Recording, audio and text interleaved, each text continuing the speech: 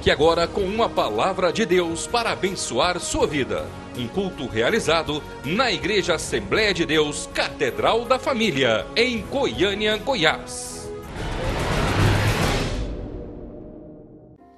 Abra sua Bíblia comigo, 1 Reis, capítulo 19.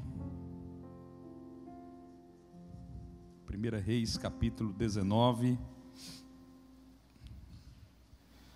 versículo 1 e 2. Está escrito assim: Ora, Acabe fez saber a Jezabel tudo quanto Elias havia feito, e como matar a espada todos os profetas. Versículo 2. Então Jezabel mandou um mensageiro a Elias a dizer-lhe: assim me façam os deuses, e outro tanto, se até amanhã, a estas horas, eu não fizer com tua vida como a de um deles. Feche os seus olhos, se você puder, vamos orar mais uma vez.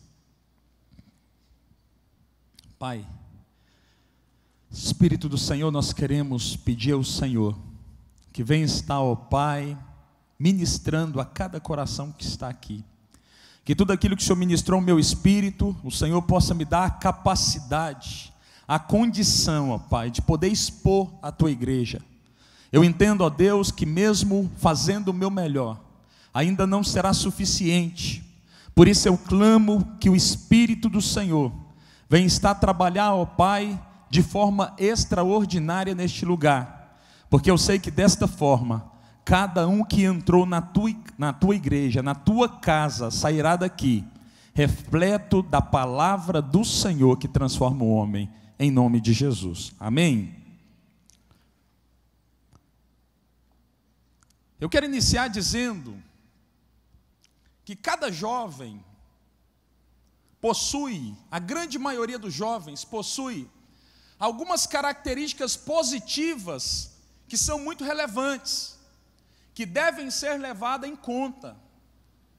A grande maioria dos jovens possui uma característica positiva chamada coragem.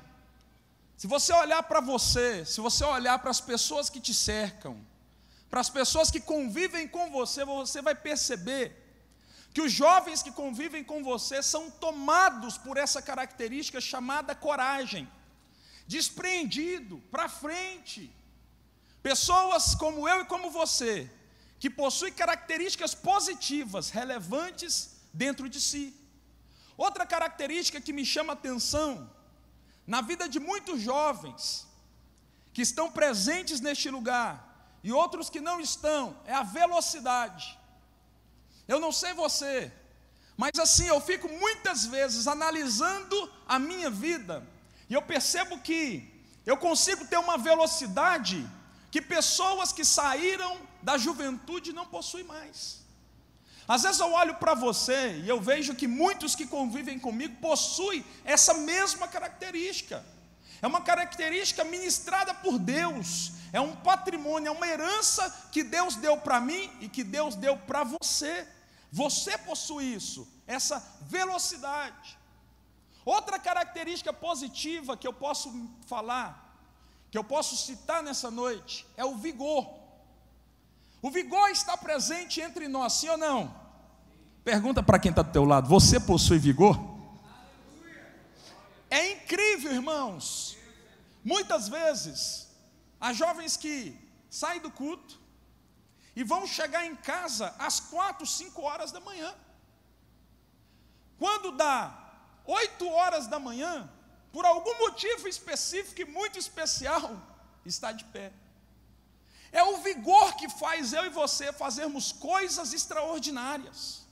E o vigor é uma característica presente na minha vida e na sua vida. Muitas características positivas eu recebi da parte de Deus e você recebeu da parte do Senhor. Mas nessa noite o Espírito Santo quer falar ao meu coração de forma diferente ao teu coração. Eu não vim aqui para falar de características positivas que você recebeu da parte do Senhor. Eu vim aqui falar de uma característica específica, negativa, que tem anulado todas as características positivas que Deus te deu. Eu quero falar sobre a inconstância. Eu quero falar sobre essa característica que tem derrotado a maioria dos jovens do século 21. Entenda você comigo. Inconstância é a ausência da capacidade de se manter firme diante dos alvos objetivados. Eu não sei se você já parou para pensar. Se eu fosse estabelecer cada mês dos 12 meses que um ano possui, como um capítulo da minha história, você e eu perceberíamos algo. Quantas vezes nós iniciamos um mês determinado, com um projeto estabelecido, sabedores para onde vamos, o que faremos, como faremos. E quantas vezes nós começamos a fazer, nós acordamos no primeiro dia do mês, determinados, com alegria em nossa face, decididos a fazer o que temos que fazer. E quando se finaliza o mês, nós nos encontramos de uma outra forma. Aquela alegria que estava outrora estampada na minha face não está mais. Aquela motivação que habitava dentro de mim, eu não possuo mais. Por algum motivo, alguma coisa saiu fora dos meus planos, e a constância que habitava dentro de mim me deixou. E agora eu me encontro numa circunstância que eu não consigo administrar a mim mesmo. A inconstância é um grande mal. Quantas vezes em cultos abençoados você sai daqui ministrado pelo Espírito de Deus? Quantas vezes o Espírito de Deus vem sobre você de forma extraordinária? Quantas vezes a glória do Senhor, ela alcança você de forma específica dentro da casa de Deus, seja num culto de jovens ou num culto secular da igreja? Quantas vezes você recebe o Espírito Santo, o batismo do Espírito Santo, a graça divina, e você sai daqui falando o seguinte: agora vai ser diferente, agora tudo vai mudar, agora o Espírito vai se mover através da minha vida, e eu vou fazer de uma outra forma. Você se projeta para a constância, você se projeta para cumprir aquilo que está no teu coração, mas se passa uma semana, se passa 15 dias, e o Espírito que tinha vindo sobre você, você começa a procurá-lo, você começa a examinar você, e você não encontra mais o Espírito, você não encontra mais a graça, você não encontra mais o direcionamento, e aquela força que você estava sentindo da parte de Deus parece que foi embora. E nesse momento muitos jovens têm falhado, muitos jovens têm fracassado. Muitos jovens que têm estabelecido metas na presença de Deus não têm conseguido cumprir. Por quê, meu irmão? Porque a inconstância, essa característica que mora no inferno e que tem que permanecer lá, alcançou a sua vida e a minha vida. Eu e você precisamos entender, primeiro, a vida ela não é feita só de vitórias, meu irmão. Aprenda isso. A vida não é feita apenas de vitórias, apenas de momentos extraordinários. A nossa vida também é feita de momentos difíceis. A nossa vida também é feita de momentos de dor. Se você não aprender a conviver com momentos difíceis, você sempre vai ser um homem inconstante. Olha para quem está do seu lado agora e fala assim: não seja inconstante. Fala mais uma vez: não seja inconstante.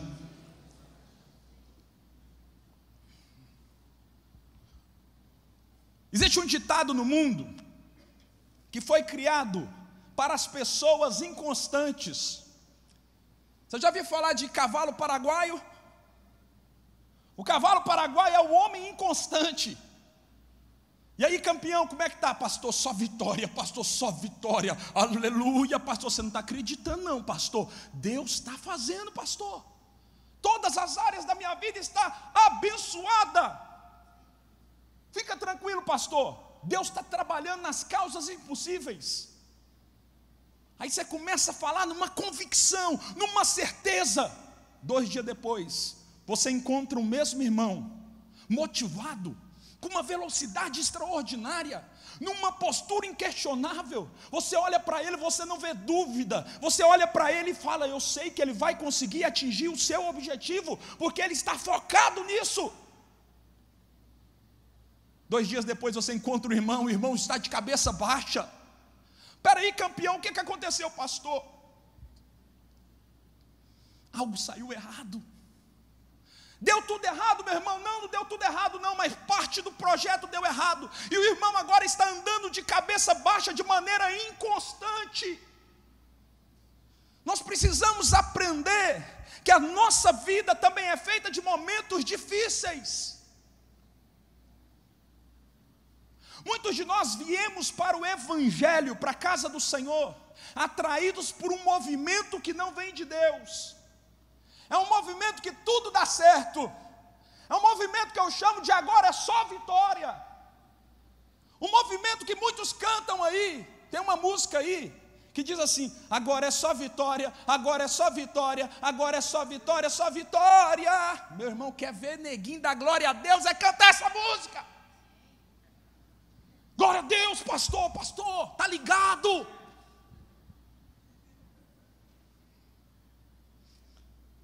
Começa a cantar na igreja: no mundo tereis tribulação.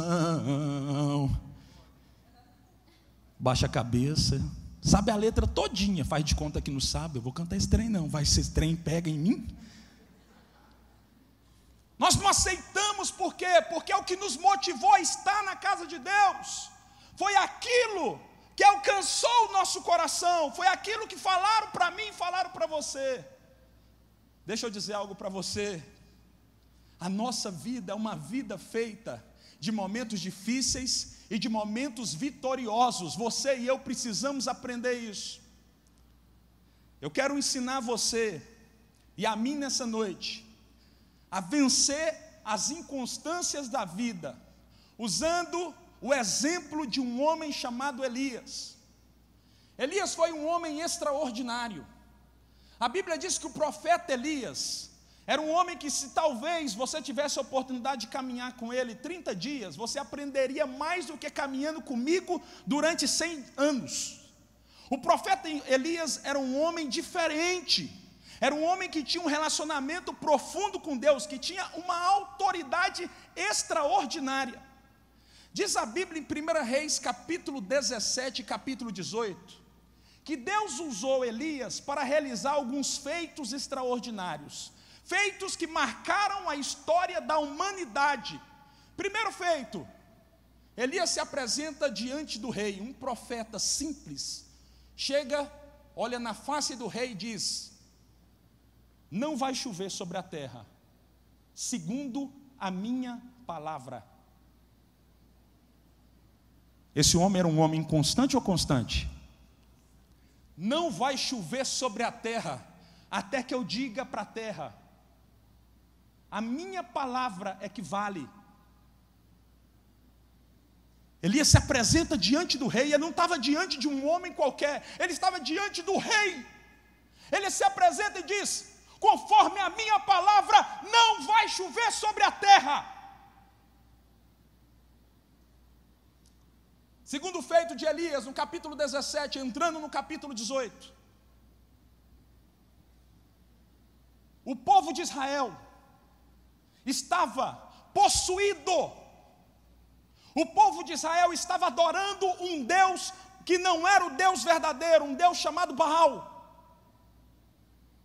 Diz a Bíblia que Elias ousou na presença do Senhor e fez algo extraordinário. Elias ajunta todo o povo de Israel e convoca os 450 profetas de Baal. Naquele momento, Elias desafia os profetas de Baal. Ele pega ali 2 ofertas e coloca sobre o altar. E ele diz para os profetas de Baal: clamem ao seu Deus. Vocês que estão em maior quantidade, façam esse ato primeiro. Diz a Bíblia que durante toda uma manhã, Até o meio-dia, os profetas de Baal clamaram a Baal para que Baal mandasse fogo do céu e aquela oferta fosse alcançada e consumida pelo fogo. Eles clamavam de forma diferente. Sabe por quê? Quantas vezes você clama a Deus 15 minutos e se cansa?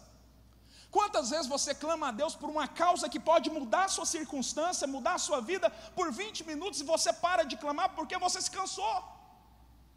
Diz a Bíblia que os profetas de Baal ficaram durante uma manhã inteira clamando a Baal para que Baal mandasse fogo do céu sobre a oferta. Sabe o que aconteceu? Nada.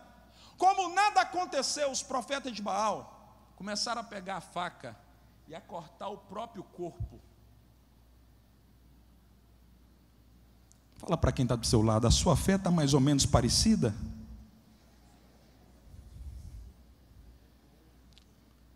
Nós estamos falando que aqueles homens acreditavam em Baal. Baal não era Deus, mas eles acreditavam que Baal podia atender às suas petições, por isso eles clamavam. Diz a Bíblia que um único homem, chamado Elias, ele se coloca na presença de 450 profetas, mais 400 profetas do outro lado. E ele começa a falar: talvez o Deus de vocês está dormindo, clama mais alto. Talvez ele está de folga hoje, grita um pouquinho mais para ele parar a folga e atender vocês. Talvez ele está cansado hoje, ele está descansando, quem sabe vocês se esforçando mais, ele vai atender vocês. Clamam aí. Ele começou a desafiar a 850 homens na autoridade do Deus de Israel. Ele começou a crer que Deus podia fazer aquilo que naturalmente muitos de nós não temos a capacidade de acreditar. Diz a Bíblia que quando Elias, na entrada da tarde, teve a oportunidade de fazer uma oração, ele reestabelece o altar que estava caído. Ele coloca ali 12 pedras, cada um representava uma tribo de Israel. E ele faz uma oração: ó Deus de Israel, fique todos sabendo nessa tarde que há um Deus que é vivo e que ouve a oração do seu servo. Saibam todos que eu sou servo do Deus vivo, e manda fogo do céu para que consuma esse altar. Diz a Bíblia que naquele mesmo instante o fogo de Deus desceu sobre o altar e o altar inteiro foi consumido. Um profeta que não era questionado pela instabilidade, um profeta que era seguido pela sua estabilidade. Diz a Bíblia que quando Deus direcionou esse profeta a andar pelos caminhos do deserto, o próprio Deus mandou corvos para levar alimento pela manhã e pela tarde todos os dias, para alimentar este servo chamado Elias. Um homem que tinha experiências com Deus, um homem que tinha relacionamento com Deus. Diz a palavra de Deus que após matar 850 profetas, o profeta Elias declara sobre os céus para que a chuva venha novamente, e segundo a sua palavra, o milagre aconteceu. Por que eu estou falando tudo isso para você? Porque o profeta Elias foi um homem que na sua realidade se parece comigo e com você. Quantos aqui presentes já viveram momentos extraordinários de grandes vitórias? Levanta a mão, em nome de Jesus. Eu já vivi momentos de grandes vitórias. Você já viveu momentos de grandes vitórias. Você já recebeu coisas excepcionais da parte de Deus. Coisas que jamais, pelo tamanho, pela grandeza, poderia fazer você questionar Deus. Poderia fazer você oscilar na presença de Deus. A pergunta que eu te faço: vivendo o que Elias viveu, será que cabe Será que tem espaço para que Elias questione a Deus? Diz a Bíblia Sagrada que o profeta Elias, ao matar os 850 profetas, quando a informação chega até o rei Acabe, o rei Acabe fica possuído de muita incerteza com aquilo, e ele chama então a sua rainha chamada Jezabel, e ele diz para Jezabel: Jezabel, acabou de acontecer algo, o profeta Elias clamou, Deus respondeu, e ele acaba de matar 850 profetas. Diz a Bíblia Sagrada que Jezabel chama um correspondente e manda uma mensagem para que chegue até o profeta Elias. Que mensagem é essa, pastor? Ele diz assim: então Jezabel mandou um mensageiro a Elias a dizer-lhe: assim me façam os deuses, e outro tanto, se até amanhã, a estas horas, eu não fizer a tua vida como você fez a um deles. Com a experiência que Elias tinha no seu relacionamento com Deus, normalmente o que certamente Deus esperava dele é que ele se mantesse constante na presença do Senhor. Um homem que acabara de derrotar 850 profetas, ao receber esta informação da parte de Jezabel, diz a palavra de Deus que ele perde a sua capacidade de crer, e ele começa a oscilar na presença do Senhor. Elias teve medo. Um homem que outrora enfrentava 850 homens, e com a própria mão consumia esses homens, agora teve medo de uma única mulher. Nós precisamos entender que tudo na vida é questão de visão. Muitas vezes você e eu, nós somos inconstantes porque a nossa visão está ofuscada. Eu fico pensando ao ver o rei Davi, aquele menino segundo o coração de Deus. Diz a palavra do Senhor que todos estavam ali tomados de medo, porque ninguém tinha coragem de enfrentar o Golias. Eu fico imaginando Davi, quando fica sabendo que um incircunciso está desafiando o próprio Deus.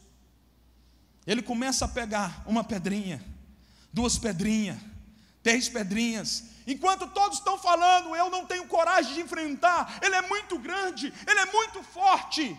Eu fico pensando que Davi, ao pegar as pedras, ele está pensando: um homem daquele tamanho, até de olho fechado, eu sou capaz de derrubá-lo. Como eu errarei uma pedra em um homem de 2 metros de largura, por 3,5 metros de altura? Davi tinha uma visão diferente, enquanto todos tinham medo, por causa da estatura, da força daquele homem. Davi viu naquilo uma grande oportunidade.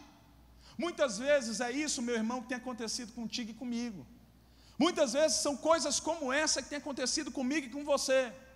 Essas coisas têm feito eu e você nos tornarmos pessoas volúveis na presença do Senhor. Essas coisas têm feito eu e você nos tornarmos pessoas inconstantes na presença do Senhor. Muitas vezes você permite que a sua visão fica ofuscada. Você precisa aprender a ver com os olhos de Deus. Só assim você vai ver da forma que Ele vê. Amém, queridos? Eu quero falar nessa noite sobre algumas atitudes que você não pode ter para não se tornar uma presa da inconstância. Atitudes que você e eu não podemos ter para que a inconstância não venha me alcançar e te alcançar.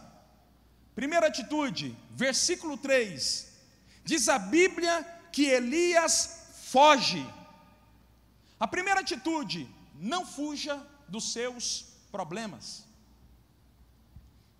Quantas vezes que eu e você, diante de um grande problema ou de um pequeno problema, achamos mais fácil bater em retirada, fugir de onde estamos, com uma convicção interior, que dessa forma estamos administrando bem aquele problema. Nós precisamos entender que problemas existem para que eu e você venhamos a crescer na administração do mesmo. Quando Deus permite que um grande problema é colocado no teu caminho, no meu caminho, Deus tem a convicção que através da sabedoria que Ele ministrou sobre a sua vida, você terá a destreza de administrar aquele problema e resolvê-lo. O propósito de Deus nunca vai ser que você venha fugir daquele problema, que você venha através do desespero, através da angústia, através daquela situação em que você não consegue nem pensar, abandonar aquele problema. Então eu e você precisamos entender que nós não podemos fugir dos nossos problemas, nós precisamos aprender a enfrentar os nossos problemas. Elias, ao receber aquela informação, quando ele recebe o recado, ele acaba de receber o recado, diz a Bíblia, que ele foge. Um homem que acabara de derrotar 850 profetas. Um homem que disse para que a chuva não caísse sobre a terra durante 3 anos e meio, e conforme a sua palavra assim aconteceu, acaba de receber uma informação, que uma mulher o ameaça de morte, e diz a Bíblia que ele foge. Quantos problemas tem feito eu e você fugirmos? A Bíblia diz que nem diante do diabo você deve bater em retirada. A Bíblia diz que quando o diabo aparecer, você precisa fazer o quê? Resistir ao diabo e ele fugirá de vós. Se nós temos que resistir, se essa é a ordem da parte de Deus, quanto mais aos problemas que Deus tem permitido acontecer na minha vida e na sua, nós precisamos aprender a resistir, nós precisamos aprender a invocar a sabedoria do Senhor. Sabe por quê? Um abismo, diz a Bíblia, que ele chama outro abismo. Quando você não resolve um problema, a tendência daquilo é crescer. Quando você não resolve um problema, seja ele pequeno, a tendência dele é prosperar. E naturalmente esse problema vai te achar, seja hoje, seja amanhã, ou seja outro dia, esse problema te encontrará. Diz a Bíblia que Elias fugiu, só que fugindo, Elias não resolveu o seu problema. Diz a palavra do Senhor, no versículo 3, na sua parte B: e chegando em Berseba, que pertence a Judá, deixou ali o seu moço.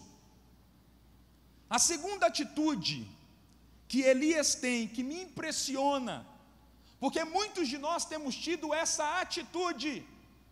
Elias deixa o seu moço. Deixar o seu moço, está falando de Elias ter uma postura de isolamento. Quantos de nós, no primeiro vento que alcança a minha vida e a sua vida, nós temos uma postura de quê? De não enfrentá-lo, depois de nos isolarmos. Cadê o irmão abençoado? Nossa, pastor, ele está passando um problema sério, ele acaba de perder o emprego. O irmão para de vir na igreja.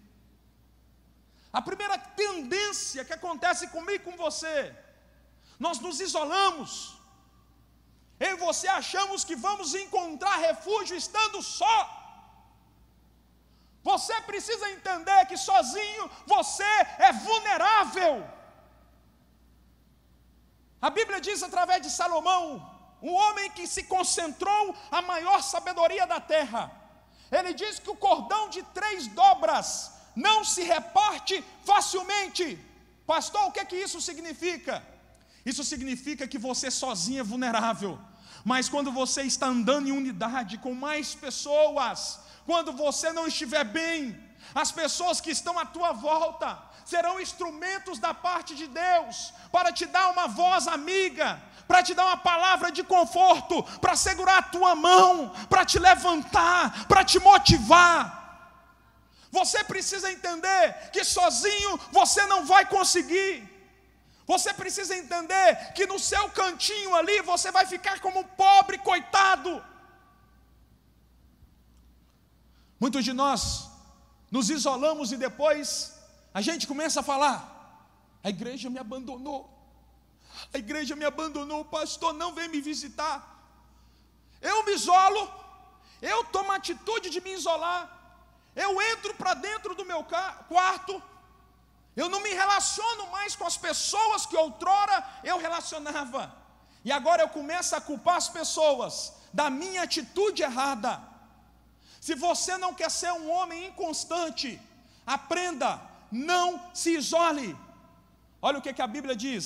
O próprio Salomão nos traz uma mensagem interessante sobre isso. Ele diz assim, Provérbios 18:1: aquele que vive isolado busca o seu próprio desejo. Você acha que isolado dentro de casa você vai resolver algum problema?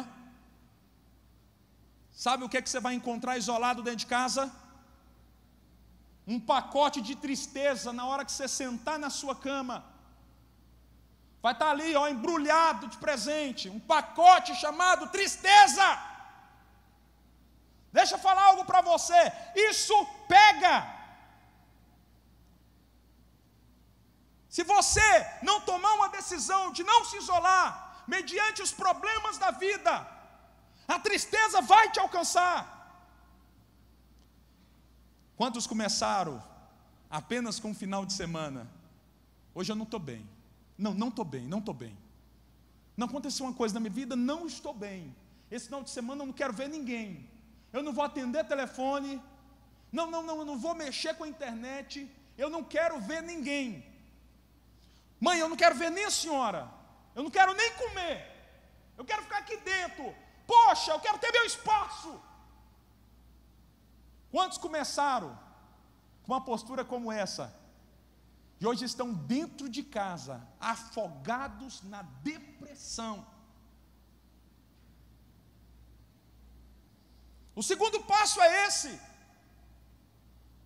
A tristeza começa a achar morada dentro de mim, e ela se estabelece dentro de mim de tal forma que ela se transforma em algo profundo, ela cria raiz dentro de mim. E agora há uma depressão dentro de mim. Eu preciso aprender a ter sabedoria. Eu conversava com uma pessoa na semana passada e ela falava para mim que uma atitude que ela teve de se isolar levou ela a algo chamado síndrome de pânico. Não, pastor, não é assim que funciona. Tudo bem, eu estou dando um testemunho de uma pessoa que eu conversei com ela, que eu atendi ela, não é da nossa igreja, de uma outra igreja com a irmã, e ela falava para mim, ela começou a se isolar. Agora, a síndrome de pânico alcançou a vida dela. Ela está tomando remédio controlado. Eu e você precisamos aprender a administrar os momentos difíceis da vida, estando juntos. Por que você acha que os animais andam em bando? Porque é bonitinho. Porque eles são mais fortes estando juntos. O adversário vai atacar, eles sabem disso. Mas estando juntos, eles têm um maior percentual de chance de vencer o adversário. É assim que acontece com a sua vida e com a minha vida, meu irmão. Se você estiver junto comigo, se eu estiver junto com você, se todos estivermos juntos, naturalmente, não nos tornaremos presas fáceis na mão do adversário. Você e eu poderemos vencer o maligno se estivermos em unidade. Quem está me entendendo, diga amém. A terceira atitude. Antes disso, Elias, ao se isolar, diz a Bíblia que aquilo começa a crescer tanto dentro dele, que ele deseja no versículo 3, a morte.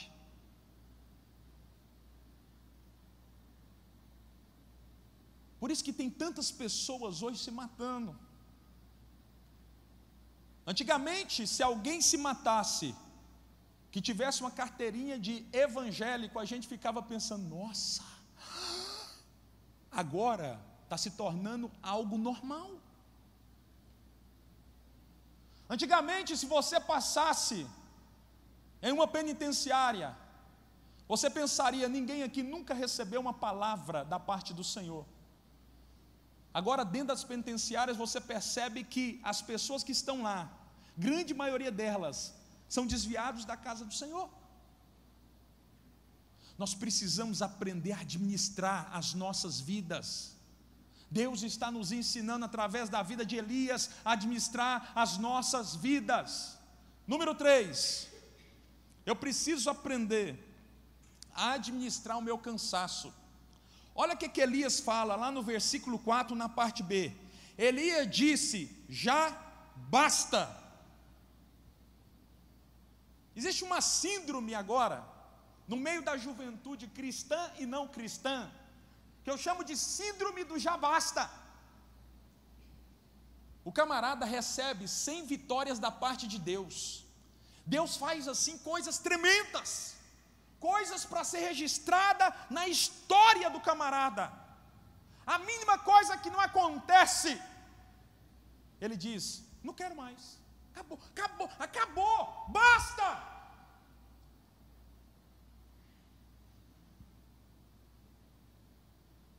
Hoje é a última vez. Se o Senhor não fizer hoje, basta. Não é só lá fora não, dentro da igreja também, a síndrome do já basta. Nós colocamos Deus na parede, nos relacionamos com Deus dessa forma, ou o Senhor faz, ou basta.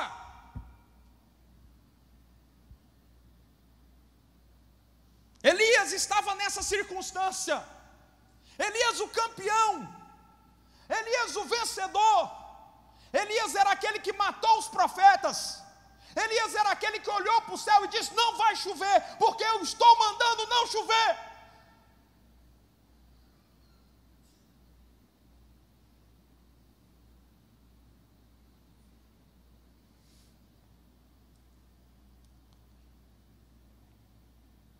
Agora Elias se vê numa circunstância que ele olha para o pequeno problema, diante de tudo que ele já passou, e ele se sente no direito de, diante de Deus, olhar para aquele problema e dizer, basta. Será que isso não tem acontecido comigo, não? Será que isso não tem acontecido com você, não? Será que os pequenos problemas da vida não têm se tornado cada vez maiores, porque nosso relacionamento com Deus está raso? E muitas vezes nós nos sentimos no direito de dizer, basta.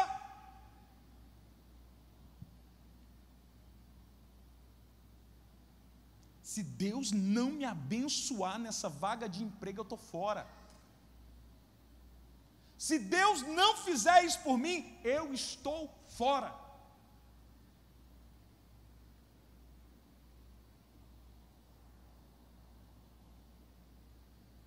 É interessante que é normal cansar, queridos.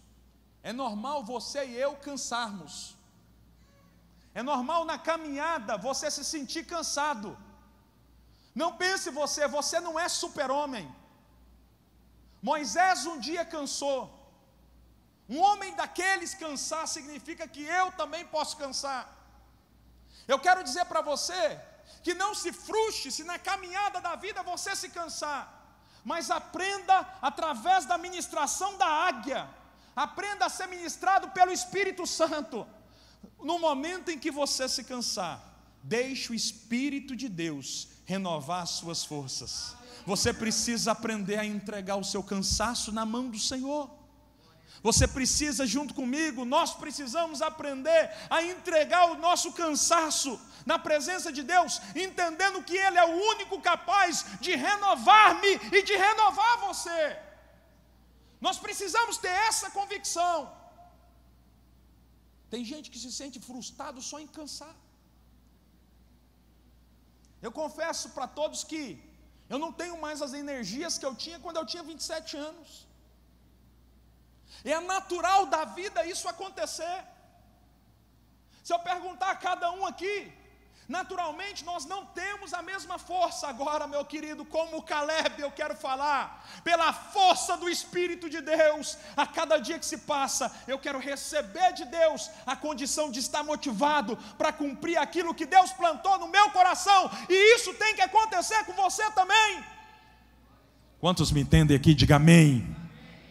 Então não se frustre ao cansar. Elias se cansou. E ao se cansar, ele se posiciona de uma maneira que ele jamais deveria se posicionar.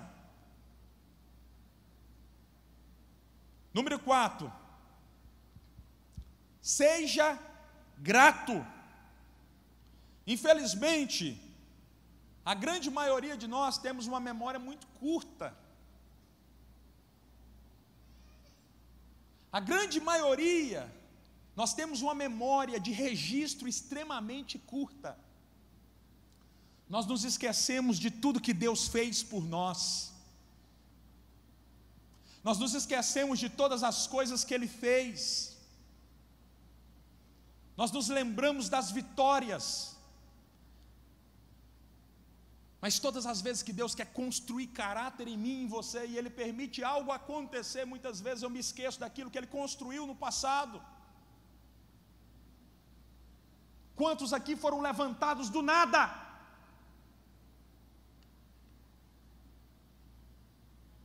Tem muitos de nós aqui que o pai não tinha nada para comer na mesa, e que Deus hoje tem dado a oportunidade para comer em lugares que eu jamais poderia comer, se não fosse a misericórdia de Deus. E nós não temos valorizado isso. Nós nos esquecemos de quem fomos lá atrás. Nós nos esquecemos de onde Deus nos arrancou.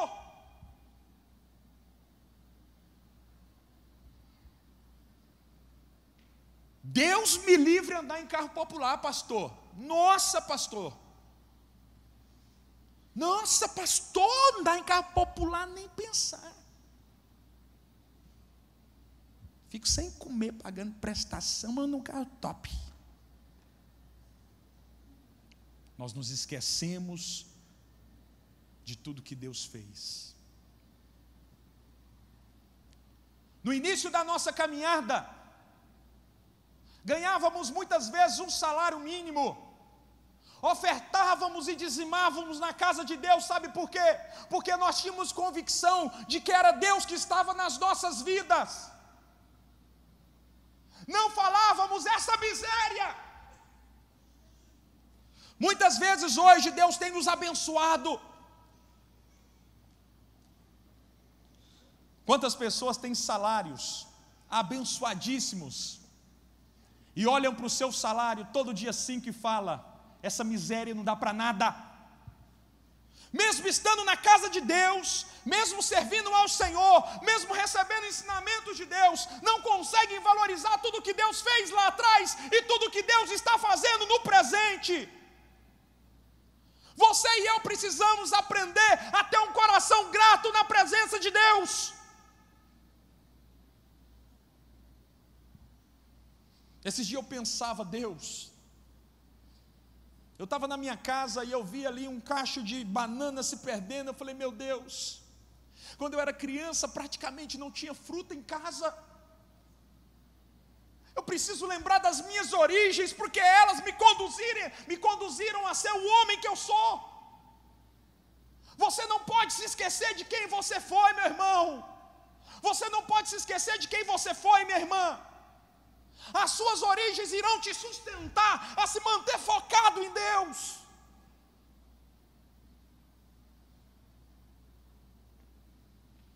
Eu nunca vi tanta ingratidão. Eu nunca vi tanta ingratidão. Eu fico olhando para Deus e pedindo misericórdia, Senhor, para mim, misericórdia para você, porque muitas vezes nós nos valorizamos, nós desvalorizamos o que Deus faz. Elias não foi grato. Elias tinha que lembrar de tudo que Deus fez lá atrás. Se Elias se concentrasse por um minuto em relembrar tudo que Deus tinha realizado lá atrás, com toda certeza, ele iria se reestabelecer ao estado de consciência, para que o Espírito do Senhor pudesse fazer algo por ele. Fala para quem está do seu lado, seja grato.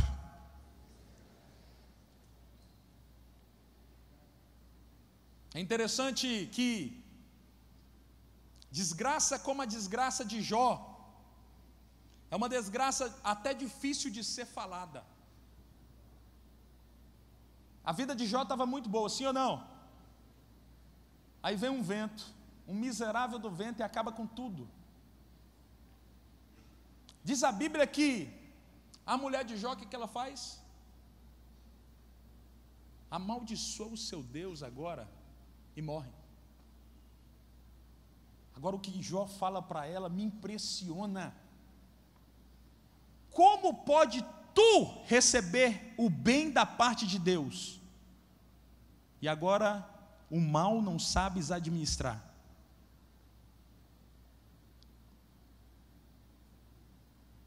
Lembra da sua criação? Todo pai que dá tudo que o filho pede, vai perder o filho. Todo pai inconsciente, que não consegue administrar o não dentro de casa, a tendência é perder o filho. Você acha que Deus vai dar tudo que você quer? Você acha que todos os seus pedidos serão atendidos no tempo que você quer?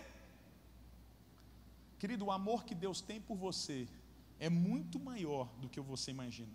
Não adianta você pensar que Deus vai realizar, Deus vai fazer, Deus vai realizar. Deus tem poder para fazer, mas Deus também conhece o seu interior. Se você não estiver pronto para receber, Ele não vai fazer. Não adianta eu poder fazer algo pelo meu filho, se ele não estiver pronto para receber, ele não vai receber. Eu tenho consciência de pai, eu aprendi a ter consciência de pai com o meu Pai do céu.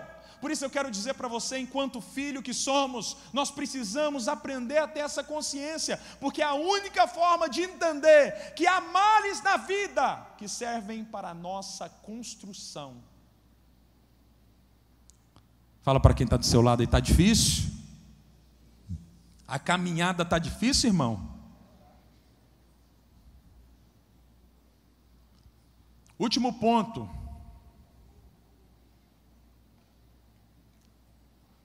Tenha convicção de quem você é. Fala para quem está do teu lado. Você sabe quem você é? Meu irmão, se tem um negócio maligno que tem atacado a vida dos jovens hoje, chama-se um espírito chamado de inferioridade. Ou está se achando demais, ou se acha um pobre coitado. O cara acabou de comprar o carro, anda assim, ó, aleluia. Aí entra na empresa, parecendo, não deu tempo de guardar a chave, né? Está com pressa. Para todo mundo ver que ele está de carrão. Ou então, o espírito imundo alcança a vida e ele entra assim na empresa.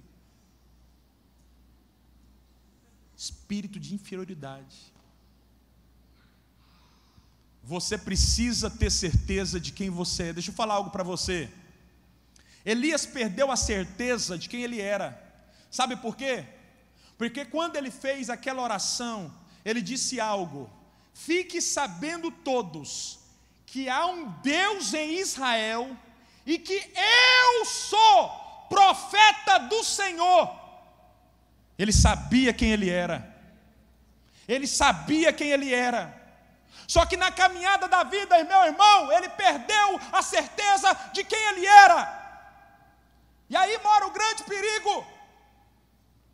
Outrora você sabia, ou sabe quem você é, mas a circunstância começa a te atingir, e agorinha você olha para você e pergunta para você: quem eu sou?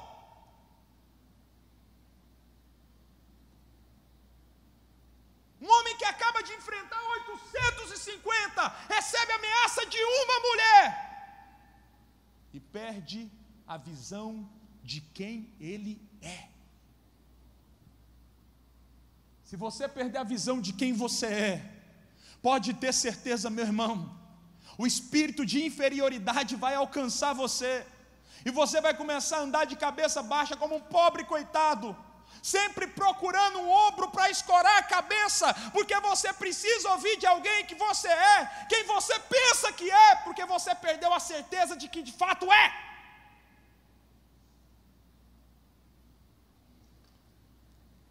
É interessante o que acontece lá em Números 13, eu não ia falar sobre isso não, mas eu queria ler rapidamente aqui Números 13, para a gente finalizar.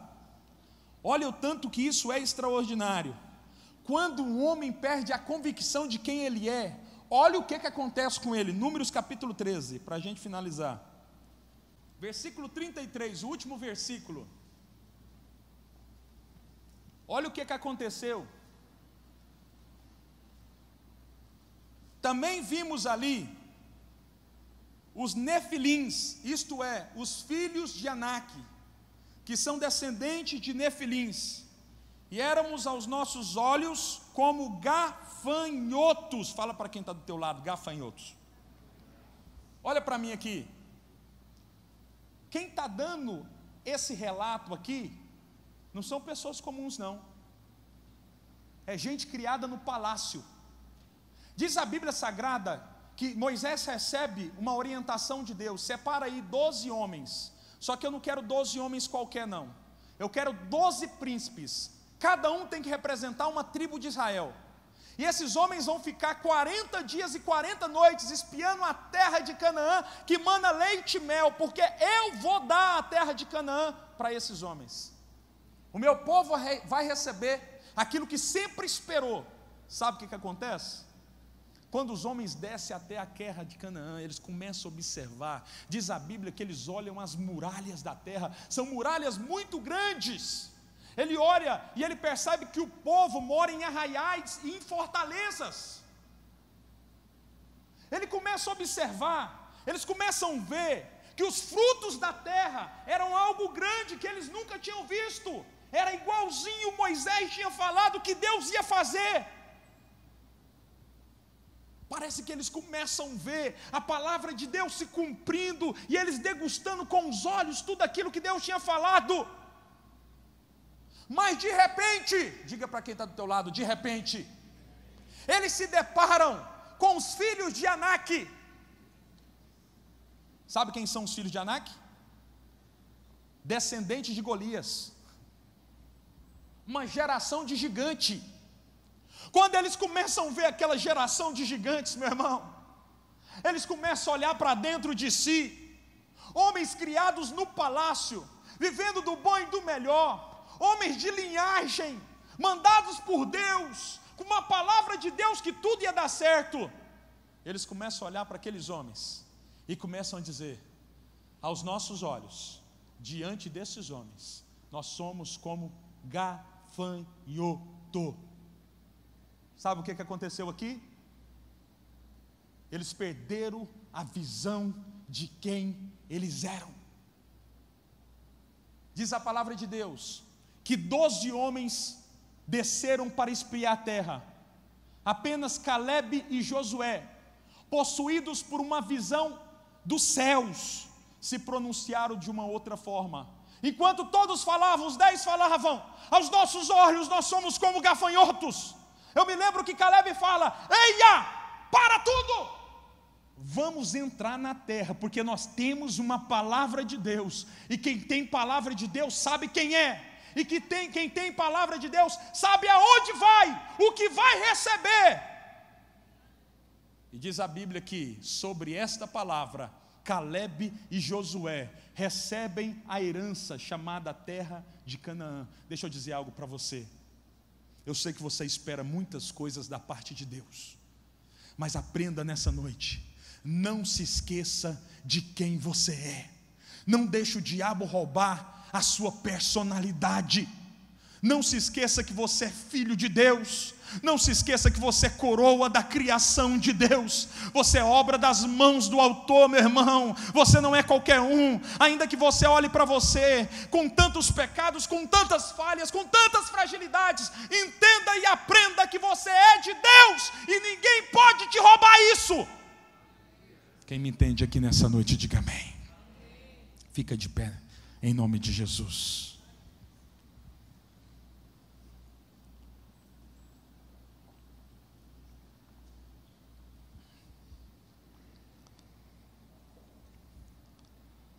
A inconstância é um mal que infelizmente tem roubado o direcionamento dos jovens na casa do Senhor. A inconstância é um mal que infelizmente nos tem feito não valorizar as coisas que Deus tem feito em nós e através de nós. Meu irmão, nós precisamos valorizar pequenas coisas. Quando eu vou num supermercado e eu olho e falo: Senhor, obrigado, eu posso escolher o que eu quero. Quantos aqui podem entrar no supermercado e escolher a comida que querem comer e não conseguem valorizar a mão de Deus? Quantos aqui só conseguem enxergar o que Deus não tem realizado? Essa é uma noite que o Espírito de Deus quer ministrar consciência sobre mim e sobre você, queridos. Quem me entende aqui? Feche os seus olhos, você vai fazer uma oração comigo agora. Você vai começar a falar com Deus. Em apenas um minuto eu quero que você diga para o Senhor: Senhor, faz de mim um jovem constante. Faz de mim um jovem constante, que eu não deixe de enfrentar os problemas que forem colocados no meu caminho. Que eu não venha nunca me isolar, porque sozinho eu serei presa frágil.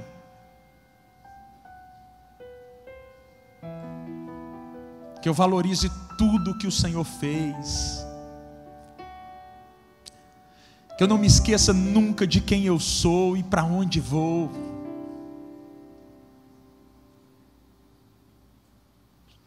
Pai, nós te louvamos, ó Pai. Nós te bendizemos, ó Deus.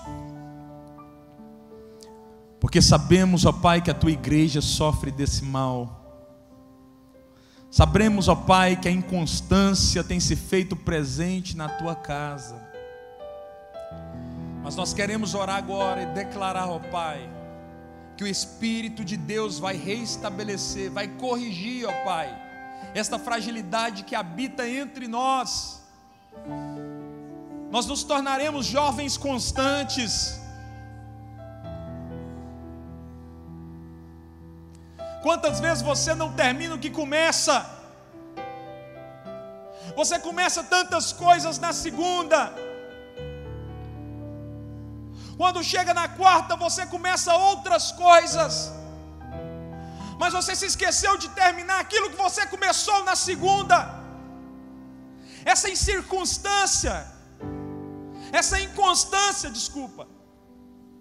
tem levado você a não desenvolver em lugar nenhum, a não crescer em área nenhuma.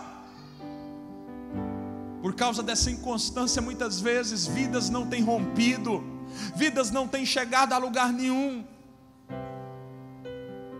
Eu quero pedir ao Senhor Espírito Santo, em nome de Jesus, corrija esse mal de dentro de nós. Nós queremos viver como Elias viveu, no tempo que ele tinha de convicção de quem ele era, no tempo que ele sabia para onde ele iria, no tempo, ó Pai, que ele cria fielmente no Senhor e na tua mão. Nós queremos ser assim, constantes. Por isso, Senhor, eu quero abençoar cada vida que está aqui, na autoridade do nome de Jesus, declarando que o teu Espírito vai promover sobre cada coração a condição de sermos reconhecidos como constantes na sua presença, em nome de Jesus. Você Você pode aplaudir Jesus, queridos? Pode se assentar.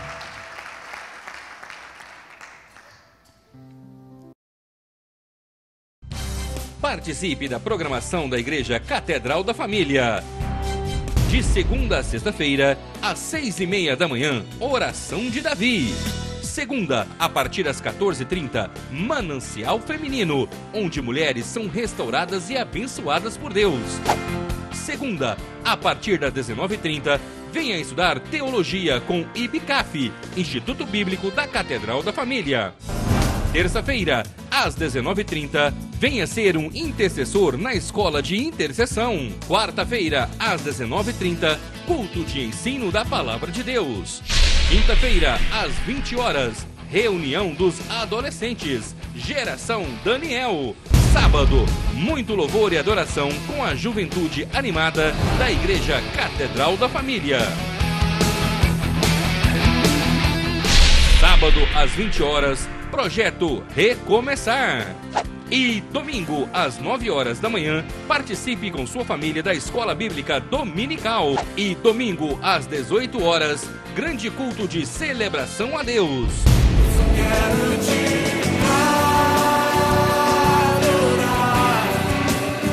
A Igreja Catedral da Família disponibiliza ainda para você cursos para edificar a sua vida. MMI, Casados para Sempre. CRAU, cursos para finanças. Educando filhos à maneira de Deus. Alcançando o coração do seu adolescente. Veredas Antigas. ONI, curso para noivos.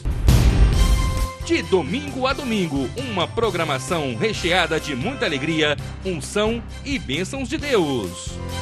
Informações 3281-4918 ou acesse o site www.catedraldafamilia.com.br.